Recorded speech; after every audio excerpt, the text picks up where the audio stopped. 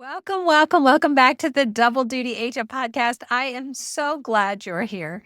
Whether you're turning in from your car or in between appointments, or maybe you're on your lunch break or winding down after a long day, you made it.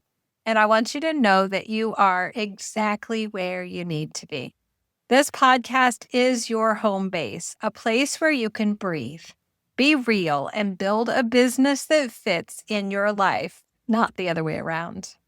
If you've ever felt like you're straddling two worlds, like no one quite gets how much you're carrying, this space is for you. And I see you and I hear you, and I am right here with you. We're building something special here, not just a business, but a life that reflects who you are and what you value. And I am so honored to walk this road with you. Now, before we dive in, I have something really special to share. In celebration of the 1 year anniversary of the podcast, I am hosting a free live workshop. It's this Saturday on May 17th, and it is my gift to you.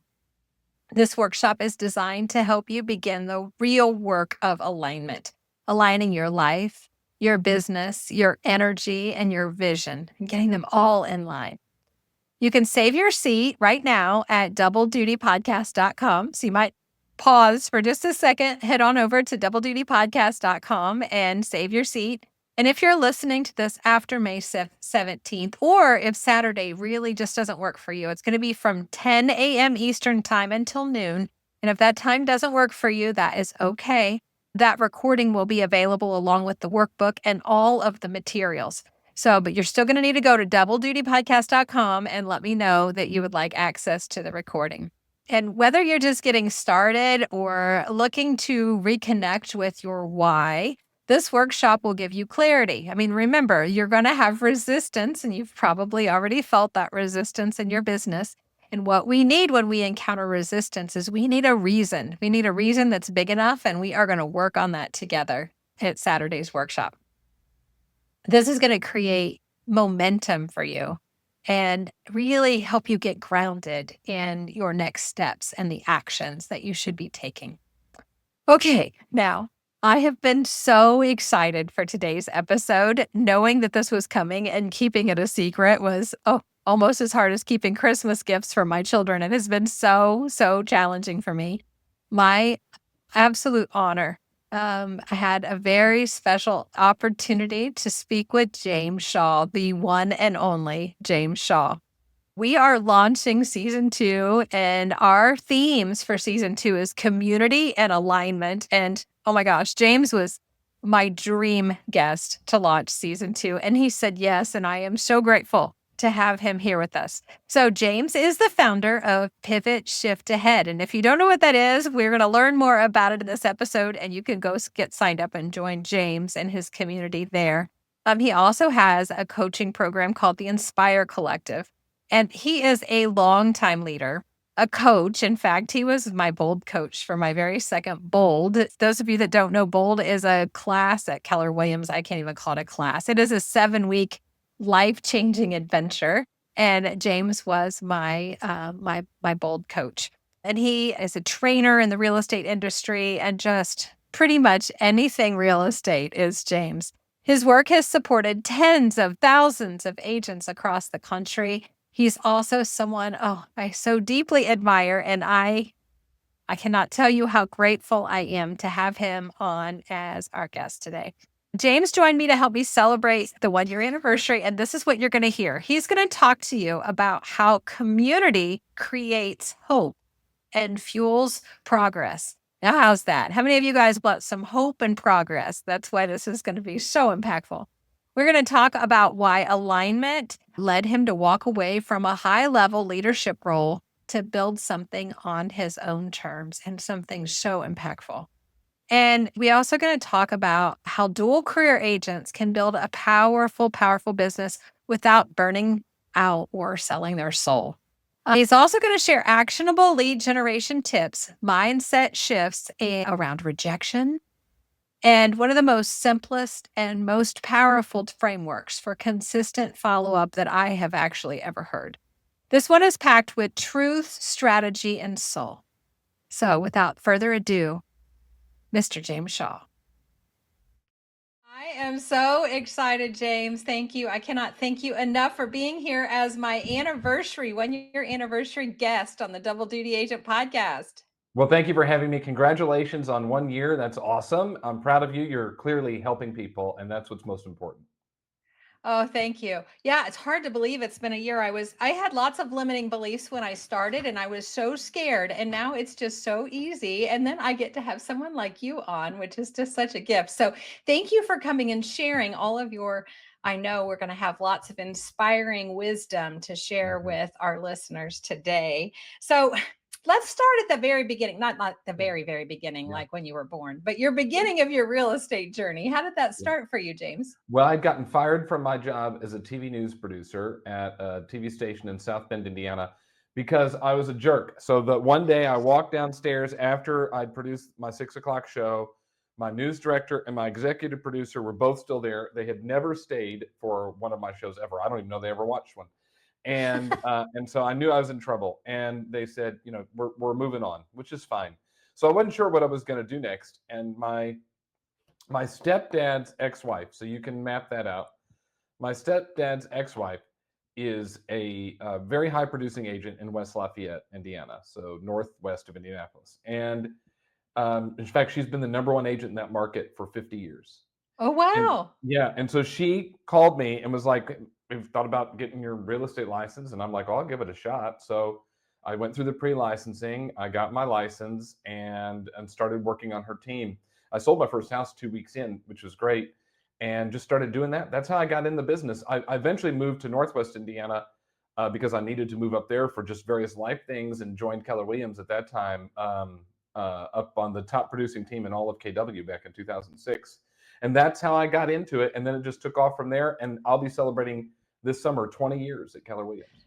20 years at Keller Williams. And how Yeah. long in between you getting your license and joining Keller Williams? So what's your Oh, a matter of months, 6 months or something like just that. So 6 months yeah, or I've so? been in the business just over 20 years. All right. So what was the magic sauce to having your first transaction in 2 weeks?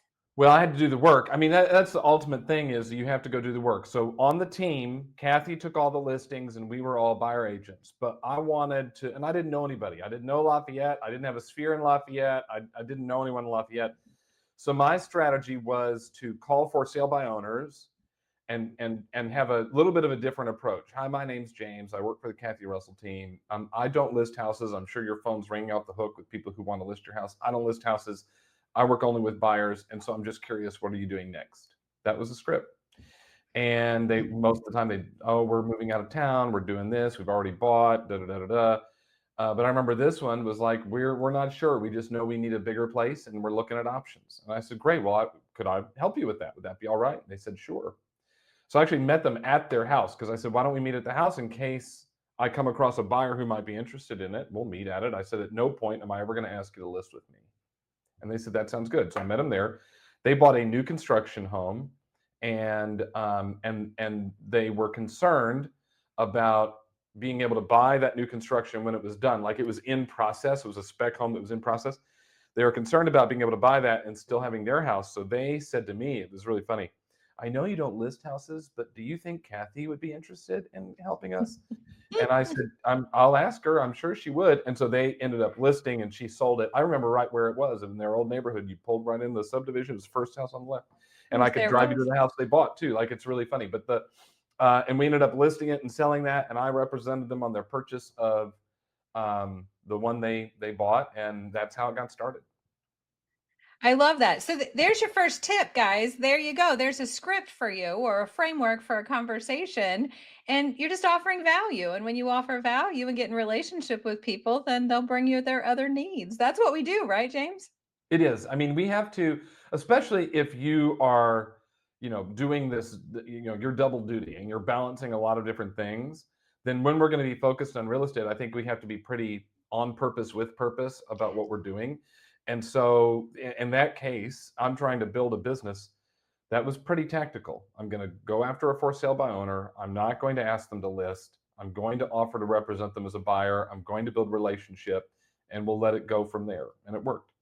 It worked. I love it. I love it. All right. So you've had lots of different hats along the way with real estate, Yeah. but we probably ought to share. I'm sure that everyone knows what you do now, James. But why don't you tell us a little bit? Let's go from the very beginning to where you are right now, and then we'll fill in the blanks in the middle. Yeah. Can we talk So a little bit about Elevate and Shift and yeah, yeah. So when the pandemic hit, I mean, I've done a lot of things in KW, but what I'm most proud of is what we've created now.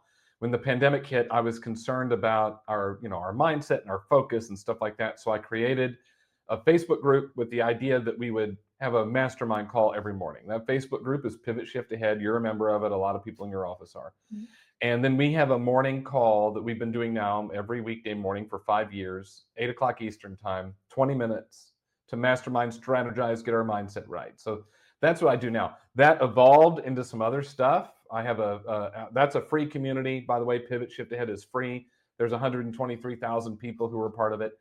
But some of them wanted to go deeper, learn more strategy, do more stuff. So we created the Inspire Collective, which is my paid community. And then we have a couple of in-person events we do. Elevate in the spring, Advance in the fall, just to bring 300-400 people together to again strategize, learn key systems, get things implemented that are going to help you grow and move forward. what I love about it is you created a community. And I think the agents have such a sense of leaning on each other as well. And I think that's extra special.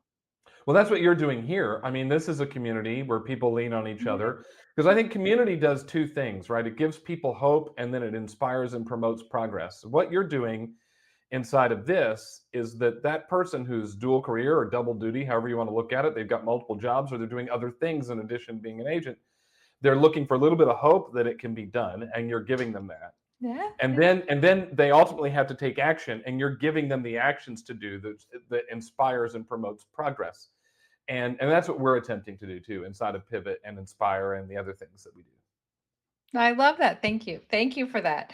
You're All welcome. right, let's talk about, so you've been a TL, you've been an Hmm. OP, and I know Yeah. you've been a coach. You were my Yeah. bold coach, one of my Hmm. very, don't tell him, one of my very favorite bold You're coaches. fun.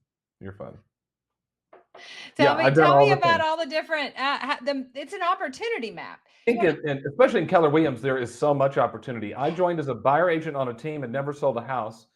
On that team, it was a true MREA team. So if you follow the Millionaire Real Estate Agent, it talks about going to the seventh level. This rainmaker was taking her team to the seventh level, and she started to step out of roles. And so I had a chance to help run the agent side, the buying and selling side of the business. And so I did that for a while, and then I got divorced, so that's why I moved eventually. And so when I got divorced, I wanted to get into market center leadership. See, we had been in Gary's top 100, and so I knew a lot of people in the company, and I knew how to run a mega team and build a business. So I got an assistant. I had the opportunity to be an assistant team leader in Tampa. And after a year and a half out of that, I just was like, I really want to be a team leader. I think team leader is the best opportunity in KW. And so I moved to Cary, North Carolina to be a team leader in the beginning of the Great Recession. We built that Oh, market center up, though. We moved from number 3 in town to number 1, and then the board of realtors from number 12 to number 3. So we really grew it.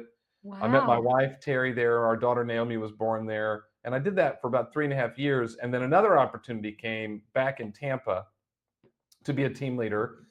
So we took that office from 168 agents to 301 and made it the top market center in the South Florida region, which was great. And I loved doing it. But during that time, I'd really fallen in love with Bold, which is the course you took from me. And Diana Kokoska had been a great mentor of mine. And so I wanted to coach it. So I would coach Bold on Monday and Tuesday, and then I would be in the market center as team leader Wednesday, Thursday, Friday. And I'd still have to grow the market center and do all the stuff, plus launch a Bold and do all of that. So it was double duty, right? I was doing all Double these. duty, Yeah. exactly. After a while, I decided I just wanted to go all in full time on Bold. So that's what I was doing. And the only reason I left that is because of the pandemic. We just weren't getting on airplanes and flying around the country, and created Pivot, and it just kind of took off from there. It had a life of its own.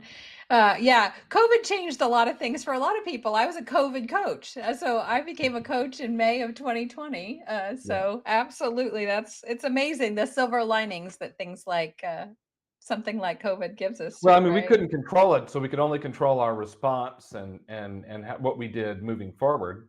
And I chose to take action, and it's worked out. I mean, the day I thought of it in the back of a cab in Mexico. I had been teaching in Mazatlan, Mexico, and when everything's starting to shut down, and my brain's kind of going, what are we going to do? And that's where I came up with the idea, and pursuing that was important. And I think that the next lesson in that was, I was running Pivot Shift Ahead and doing the daily call and doing all that stuff.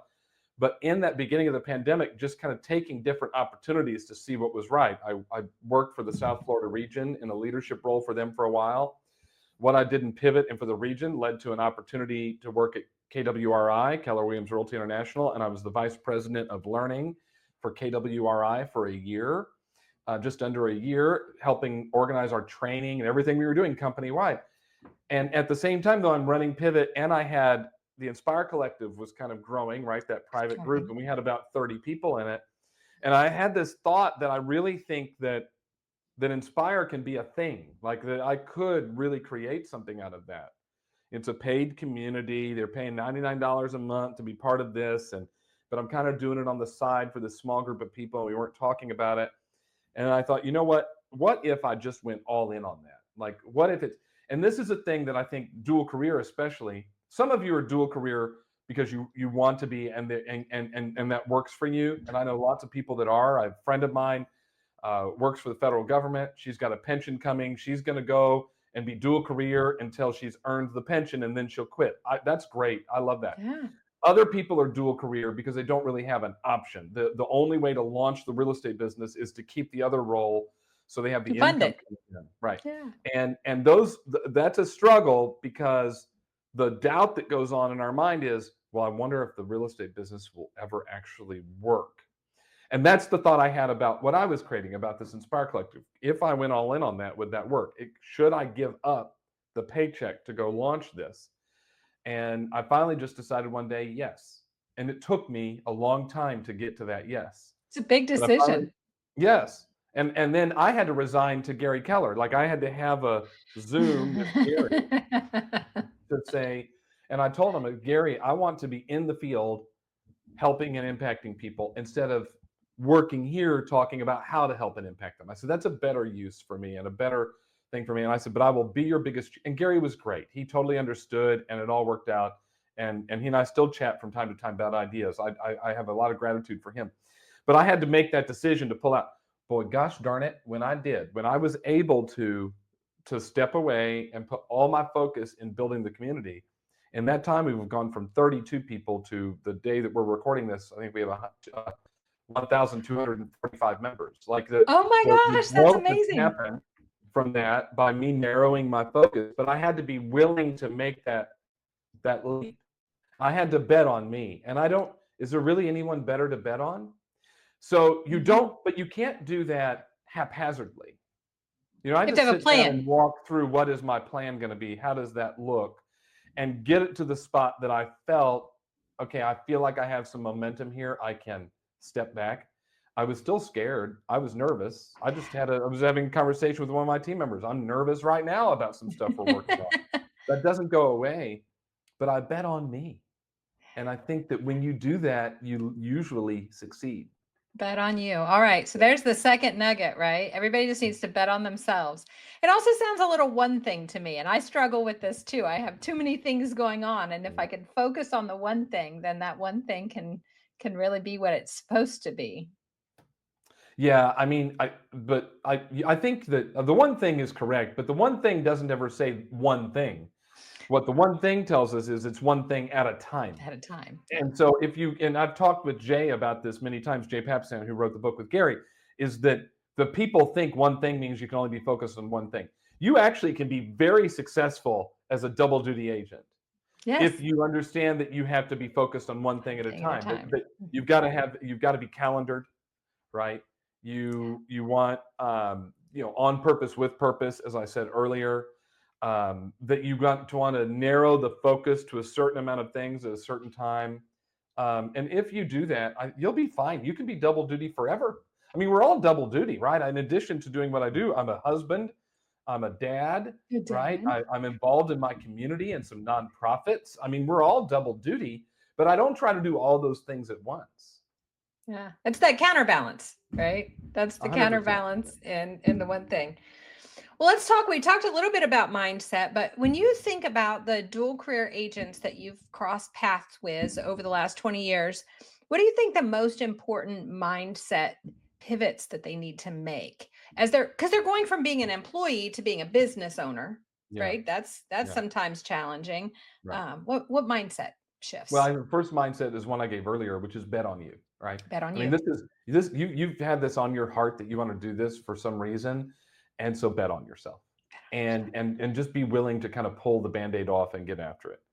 But then, if I were going to give some tactical things, I would first tell you to come up with your with some sort of calendar and really map it out, so that if you are a teacher, you know what it looks like to be a teacher and how you need to show up there and what your responsibilities are going to be, and you're going to calendar that. But then if you want to build this real estate business, and maybe at the end of this school year is the year you go, okay, I'm not coming back, then you need to also calendar your real estate activities, and you're going to work harder for a period of time to create the opportunity for you to be able to leave. So the calendar everything. Number two, I would be real transparent with people that you do both.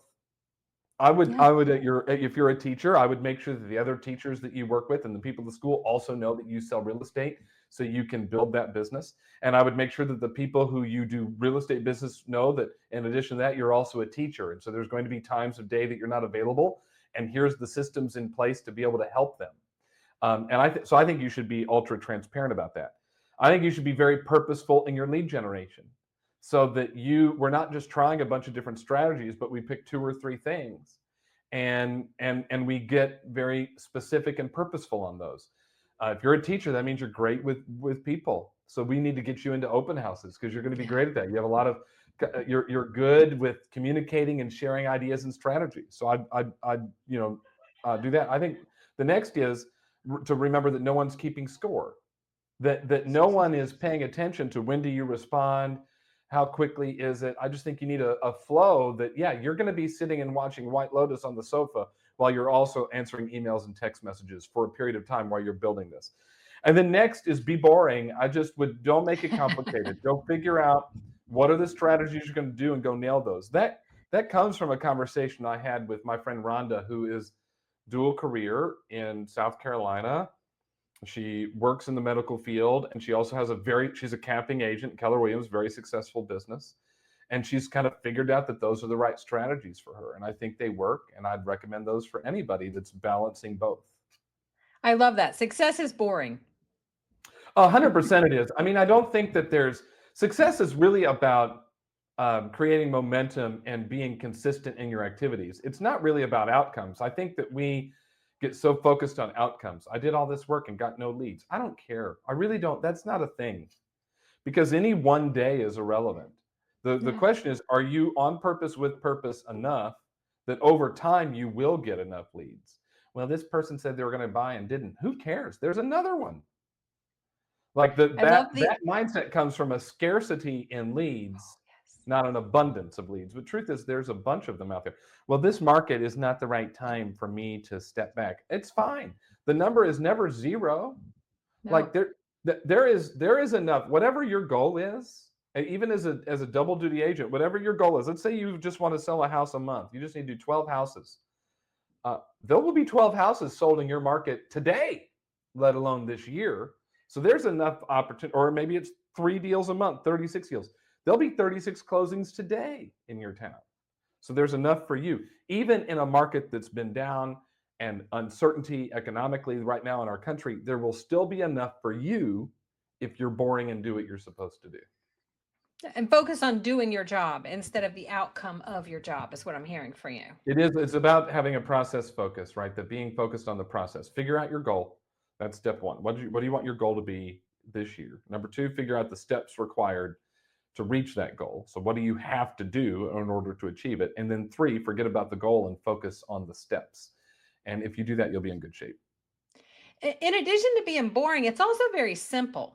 Really, that's the thing that's always surprising to me is that people overcomplicate things, and it's really, if it's feeling complicated, it's probably not right. I think we as human beings love to complicate things. It's just something we're good at. But the truth is that success in this business is ridiculously simple. You have to talk to people. You got to build a database and communicate with them. And then when they're ready for you, they'll use you. We can't force someone to buy or sell. Their life situation is going to change at some point that's going to cause them to buy or sell. And then the question is, how do we become the person they think of when that life situation happens? Well, you can only do that by just checking in with them on a regular Checking in with basis them. and not being attached to whatever happens on any one call. I love that. Now, you know as well as I do, one of the things I hear from agents all the time is they're afraid to reach out to people because they don't want to bother them Yeah. or sound salesy Mhm. or get rejected. Ultimately, Yeah. that's what they're Yeah. concerned about. What do you Right. say to that? Well, I think that those things are all about you. See, I think what you've done is you have taken this business that's supposed to be about a buyer or a seller, and you've made it about you. And the business isn't about you. Rejection comes when you make it about you. So if we want to build a successful business over time, we have to recognize that our job is to help as many people as possible, not to make as much money as possible. And when we put the focus on people, then our attitude about the process changes. And so here's how we do it. The way that you build relationships with people so that when they'll work with you is that we have to be consistent in our communication, and the communication has to be of value, right? Value, consistency and value. That's how you build relationships with people. Consistency without value is annoying, right? So you can follow up and just say, hey, who do you know that wants to buy or sell? And that's all you ever do to this person who you graduate from high school with. That's annoying. They don't want to talk to you. Consistency without value is annoying. Value without consistency is anonymous. So you might send them valuable things. Maybe they get a calendar magnet from you at the beginning of the year. They get a holiday card. Once a year, you send them a home evaluation. And that's really it. That's anonymous. They don't remember you at all. But when we pair consistency, which I think is around 100 communication points a year, along Okay. with value in those touches, then you build relationship. And here's what happens. 90% of your database has no real estate need. If you think about it, 90% of the people you know do not need you, or you are not of value to them at all when it comes to real estate, and 10% are. Well, the challenge is most of you are out searching for the 10% instead of adding value to the 90%. Now, if you chose to add value consistently to the 90%, when they move to the 10%, they'll call you. Here's how: 100 touches, a newsletter once a week that is about what's going on in the community, maybe a little bit of real estate information, what's happened to home prices. I mean, there's a lot of people concerned economically right now. So you could share what's going on with interest rates and different things. So you could community events, a little bit of real estate news, maybe showcase a listing and do a newsletter once a week. Well, I don't want to bombard them. Hey, they'll unsubscribe if they're not interested. No worries. But if Or they you just won't don't read it. send them, what's that? Or they won't read it, They but they won't read know it, that but they they'll got read it it. when they're ready. Yeah. But Yeah. if you don't send anything, you're effectively unsubscribing them. So just a newsletter once a week is 52 touches right there. Oh, I love that. Can Yeah. we repeat that again? What? Not sending them something is technically already Yeah, unsubscribing you them. just unsubscribe them. So I send them love a that. newsletter once a week, 52 touches. Then I'd call them once a quarter. And all the call is, hey, I was thinking about you. I want to see how you're doing. Then I would invite them to something. We're doing this movie night. We're doing a whatever. Can you come? Don't really care if they can come or not. And then have you come across anybody I can help? Or I just took a new listing in the neighborhood. Have you come across anyone that's looking to move? Something like that. So it's a gratitude of some kind, an invitation of some kind, and then an offer to help. If you do that every quarter, now that's 4 more touches, so we're up to 56. Follow that up with a text message, maybe a handwritten note. Now we're into the 60s. If you put them on some sort of monthly mailer, now we're in the 80s. Like, do you see how it grows? Yeah. And just getting into some kind of routine, get 100 valuable touches, only 4 of them are calls. You can't be annoying. But what will happen is they'll move from this "I don't need you" to "I do need you," and you'll be the one they call. Yeah, and even if you're not hearing from them, if you're sending them these things, leaving voicemails, sending texts, they're not getting back to you, when they need you, they're going to remember you. It We have to doesn't remember mean that just because we don't hear them doesn't mean they don't hear us. So yeah. we've got to reach out and reach out. I mean, I send a newsletter every week. I send a reminder of a thing we do every Wednesday. Like people, and I've got 33,000 people that get at least 2 emails from me a week. That's 100 touches a year, plus if they're on my call and different things. And hardly anyone ever replies. But you know what? My business is growing. Yeah, People that are is a reply. leaning into the stuff we do. People do reach. I got an email today. Actually, it's really funny. I'll read it to you. I got a great little email today from this lady. Thanks, James. Your consistency and energy to bring so many great insights and resources for agents is remarkable.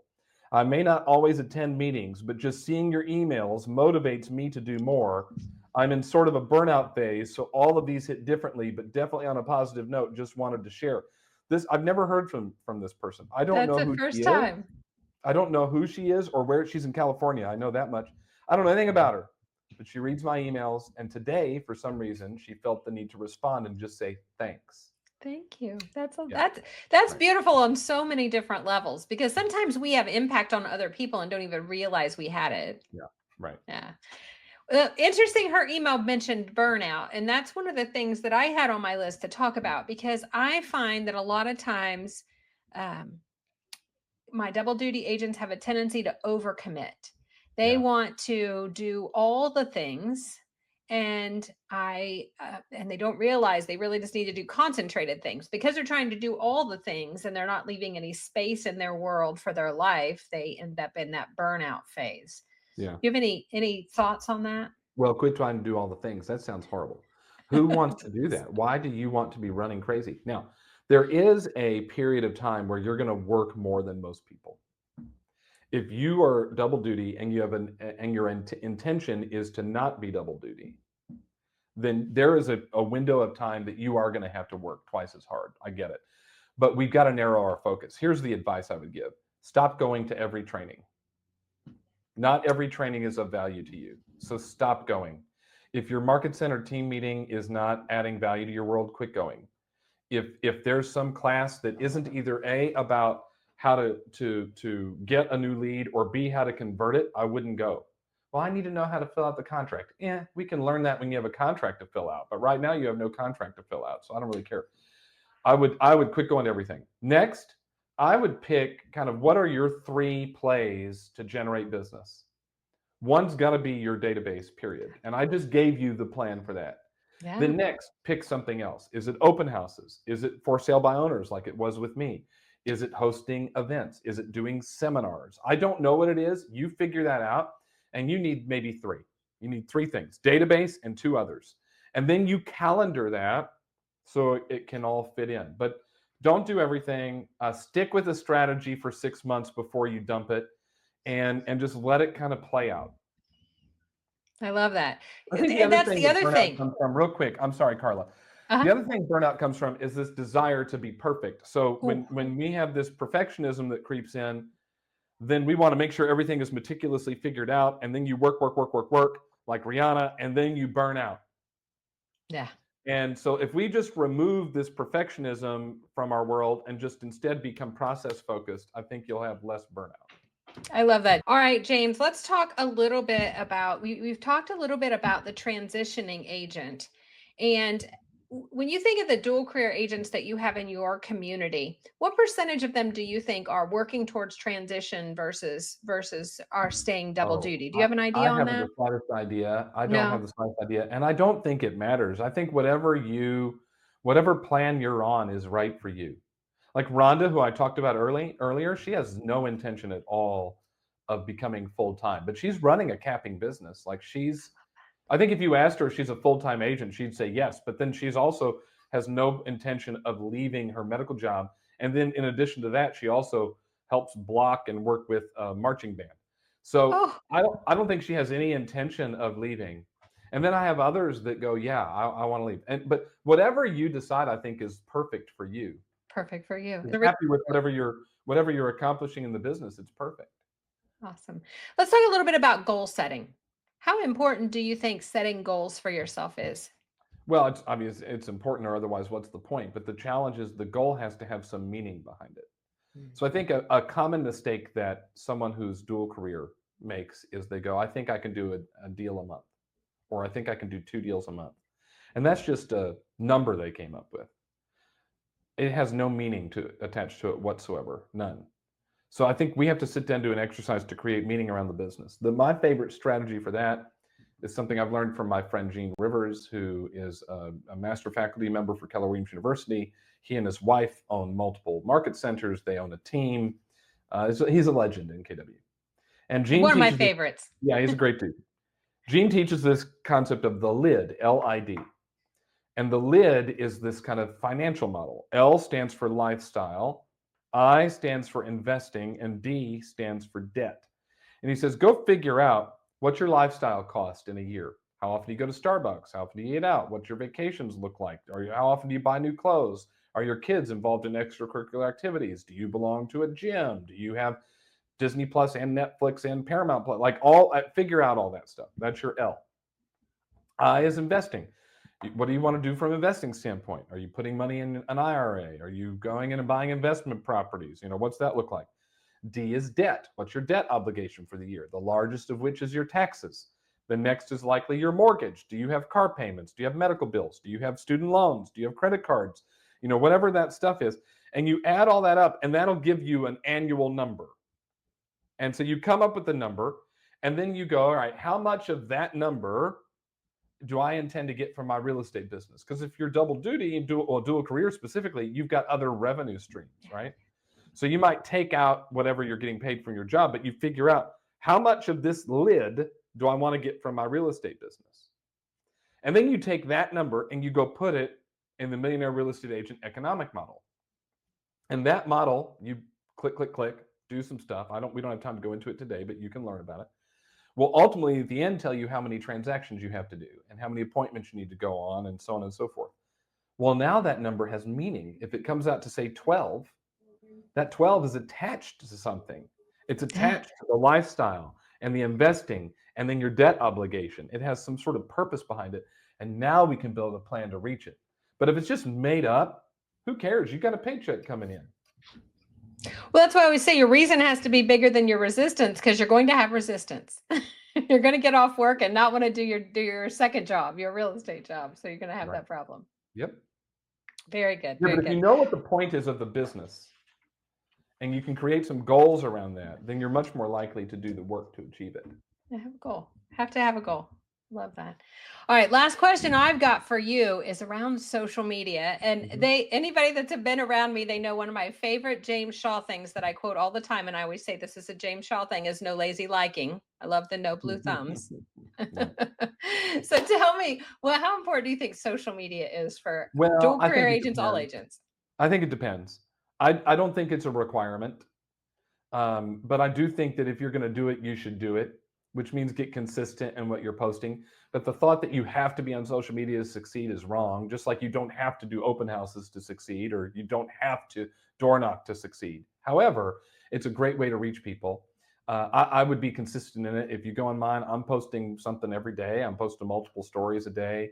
And it helps build relationship with people. It helps add a little bit of value. It helps them know who you are. And so I would get, if you're choosing social media as a platform, I would get purposeful in it. I think you need one account.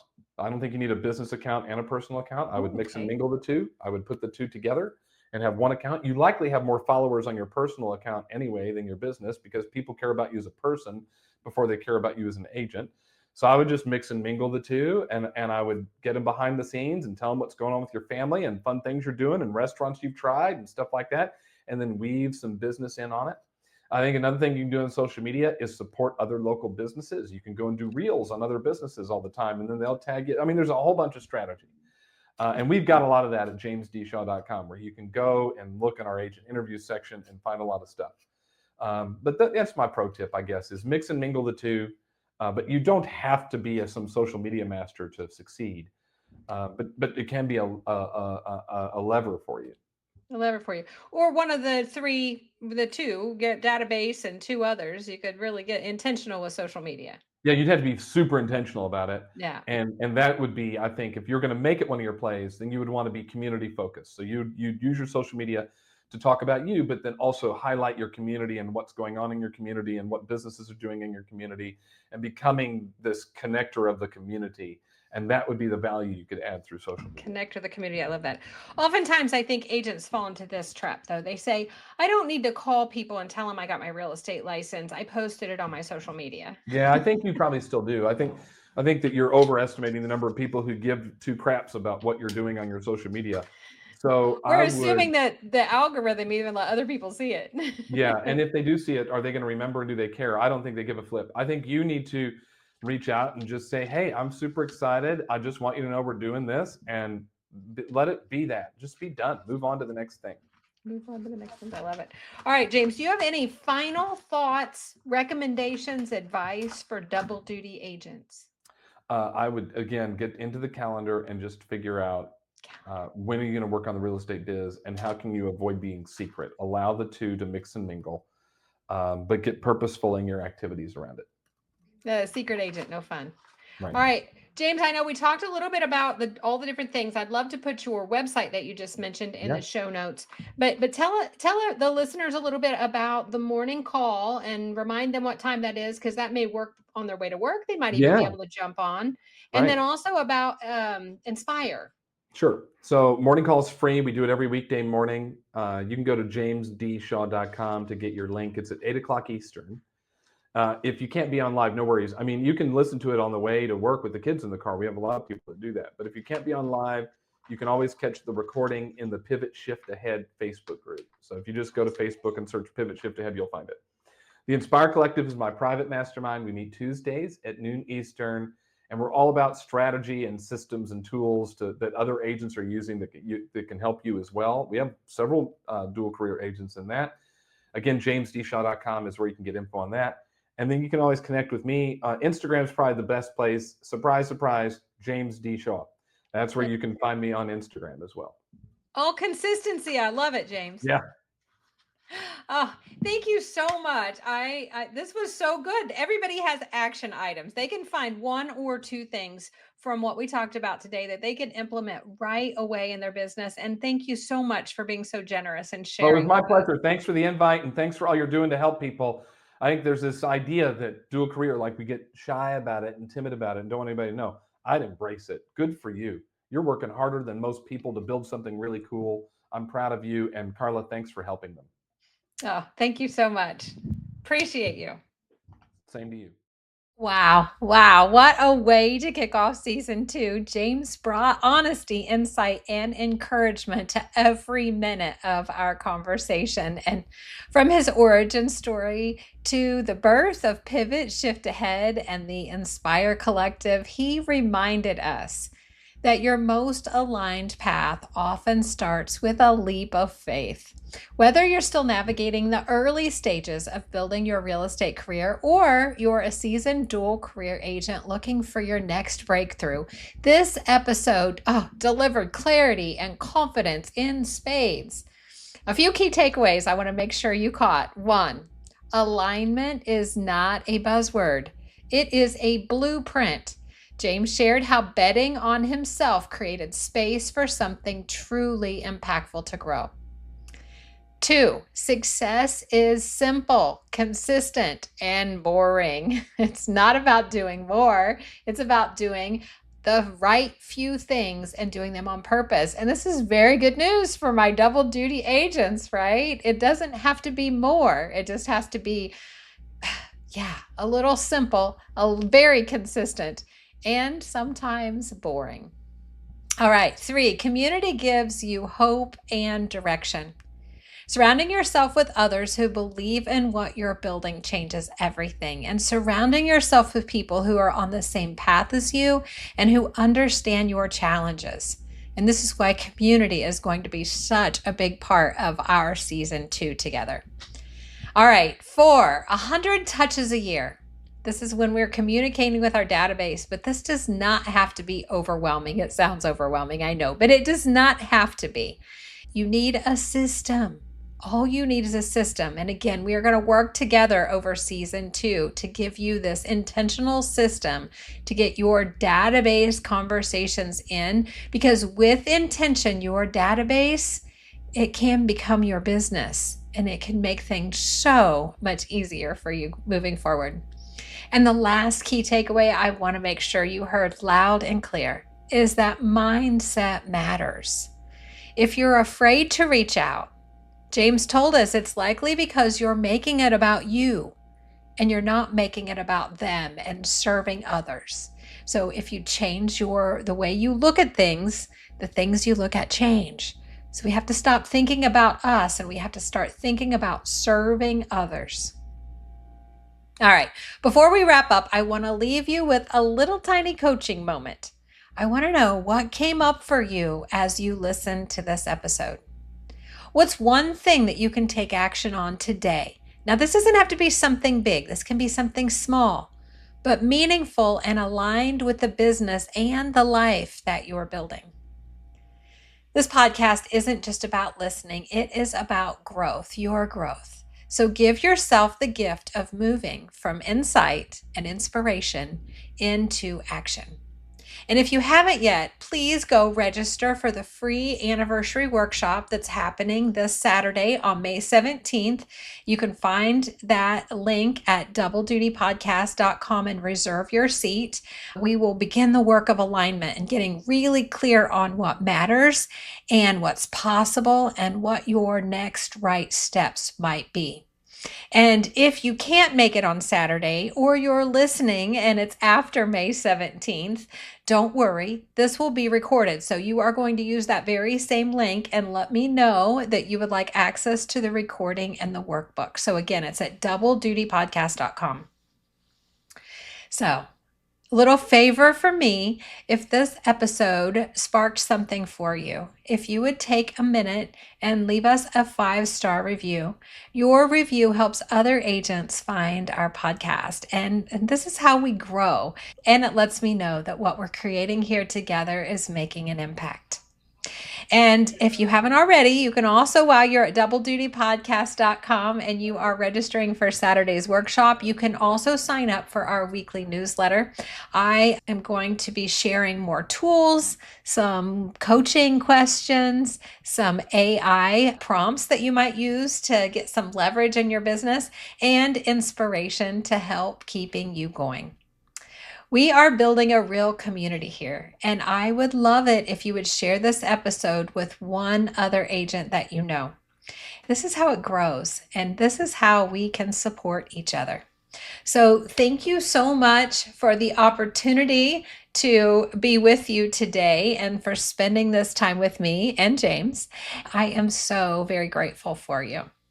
So until next time, keep growing, keep building, and keep rising as a double duty agent. Double duty by design, your design.